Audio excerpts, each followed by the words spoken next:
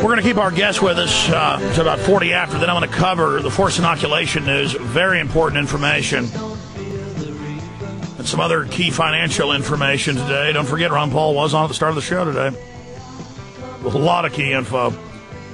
Let's go ahead and go to Mark in Oregon. You're on the air with the producer of the Money Masters, Pat Carmack. Go ahead.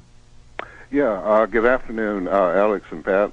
Good afternoon. Alex, I did want to mention to you real quick about if you have the need any time in the rest of your life to have a beer, do not drink any of the popular American brands because they all have formaldehyde in them to accelerate the fermentation process and cut down the production costs. I know they have a lot of bad chemicals in them. Budweiser isn't even brewed anymore. It's a syrup added to carbonated water. Yeah, will definitely affect your health adversely in a real quick way. You know, Pat, I was wondering if you could extrapolate for me a little bit, being as you're well-versed in the economic structure nationally and on a global level, it would seem to me. If you could basically kind of look down the timeline a little bit, given that we have it's already been put into law as far as this whole reformation of the global economy and how the United States is basically funding it.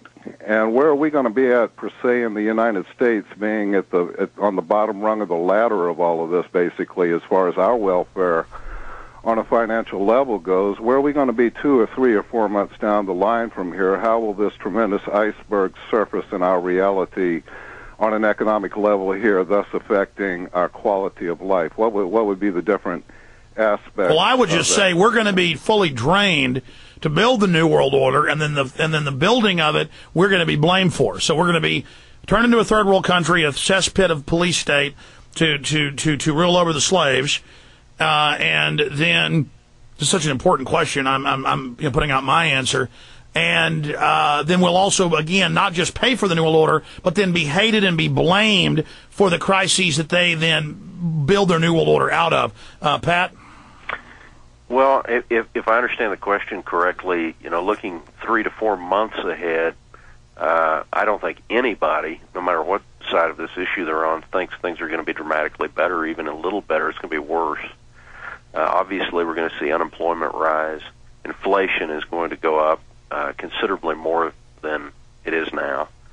I think you're going to see probably the stock market continue to decline and so forth, and you're going to see the Fed spending hundreds of billions, giving much of it to major banks that the Fed's creating. The money they're creating, and that's going to obviously fuel inflation as well, and it decreases the value of everyone else's money to the benefit of the major banks that are receiving those funds. So, there's not much, happy news in the near term that I think anybody would predict. The housing crisis is probably going to worsen. There's various kinds of subprime, I forget what they call them, readjustment. Readjustments, yeah. Yeah, that don't even peak till 2011. So, and we've got credit card that's around $1 trillion coming due, and people are defaulting record levels. We have car loans, business loans, default. You ain't seen nothing yet, folks. So I think you want to be conservative about things, and it's not a time to go into debt or make stick your neck out financially, because you may need the money. And I think those are pretty safe statements to make in response to your question. Anything else? Great show. One other thing, I think it'll take an act of God, basically, to straighten this one out, Alex. But again, thank you. Thank you. People think the drug war is failing. It's an incredible success. They ship it in. They put your kids in prison, in private prison, owned by the banks that launder the drug money. People think the war, on illiteracy is going horribly. No, I have all the federal documents. I've had the former, we had a policy Department of Education on where they were openly there to dumb everybody down. And I have the Banking Association documents in their public letter from over 100 years ago saying we got to dumb people down. We got to buy up the schools, the newspapers, and dumb them down. These people are too smart to be able to be enslaved. And so, the education's doing a great job. It's dumb them down. Drug war's great. More drugs, more people in prison than ever. This is their business, folks. These are cold-blooded people with military minds. Pat, you agree with that statement? Well, I think that there's no question the American people have been dumbed down, and we need to return to classical education like the founders had, they understood what was happening because they were well educated. Hold on, I'm going to skip this break for the InfoWars listeners and PrisonPlanet.tv folks, so I have plenty of time to finish up with you. Stay with us. We're on the mark. The Empire's on the run. It's Alex Jones on the GCN Radio Network. Okay, yeah, Pat, we're just on the web right now, but that's a substantive audience. I want to let you continue what you were saying. Go ahead. Well, there's even I think it's a homeschool program now called the Jefferson Education or something of that kind. And people back then were actually well educated. Literacy rates were considerably higher in the late 1700s, 1800s in the United States. Our educational system is a complete bust. And that, in a way, that's our problem because they never could have pulled off, for instance, this bailout or any of these other horrible changes in laws that are happening in modern times. If people were well educated, they're able to just lie to the people, misdescribe, misrepresent what's happening, and everyone just accepts it, and they accept what they see on TV, and so nobody's reading anymore. So, the lack of education is it's really one of the roots of this problem, and it goes back to all the way back to when we began mass education in this country, which, by the way, was subsequently heavily financed by the banks because they saw an opportunity to use it not to educate, but to make sure people were not educated. There is a movement, homeschooling is part of it, by the way, in the United States, to restore authentic education in the United States. And it's already got over 2 million students that are being home educated. And so the establishment is countering. In California, they came out, 5 months ago with a ruling, and it said the state, I read the state ruling here on air.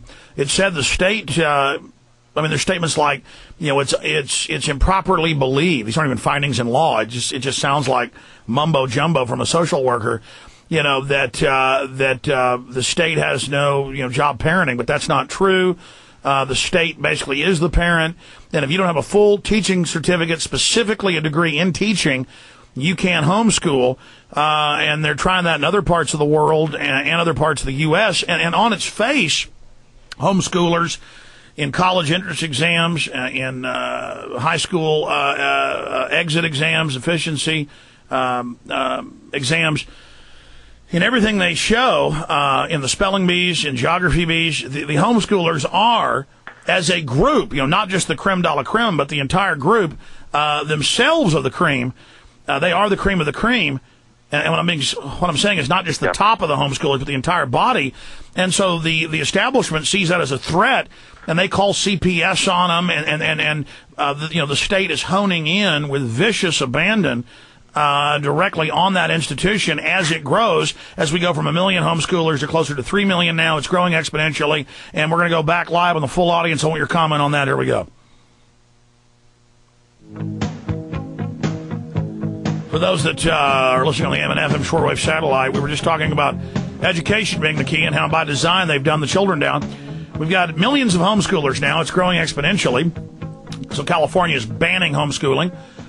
It's totally criminal. The state doesn't own your children. But again, this is the manifestation of true tyranny. And I wanted to get Mr. Carmack, Judge Carmack, former bank president Carmack's comment on the statement I just made. Well, actually, that was the status of that case. But in California, that the same court reversed itself unanimously, as I heard. Oh, that's good news. Well, I was saying it was a fraud. Yeah, they ruled actually that families are in effect a form of private schools, which made them therefore comply with the law, because the law required that kids be in schools. And so in California, that was successfully beat back. In fact, Governor Schwarzenegger actually supported the homeschoolers in that, and so did the Homeschool Legal Defense Association, which is a very fine organization that defends homeschooling across the United States. and has helped defeat efforts by the teachers' union. Well, see, people think I know everything. I get emails every day. Why didn't you report on this? Why didn't you cover that? You're covering it up. No, I'm not. There's so much happening. None of us know it all, folks. In fact, I know very little. That's what freaks me out. Well, you were certainly right, though, about homeschooling expanding. It's definitely an exponential expansion. And not only that, the quality of it has gone up dramatically. You know, originally, people, basically back in the 80s, in large numbers began to bail out of the schools because of the violence problems and the moral problems and drugs and also the decline in the academic quality of the curriculum and so forth. And a Columbine made it explode. I think that was in 98 or 99. And that's what's changing things now, is that 10, 20 years ago, there weren't these huge communities. Here in Austin, we're right up to the point of having to make the decision whether to homeschool or not, or go the private school route if we can afford that.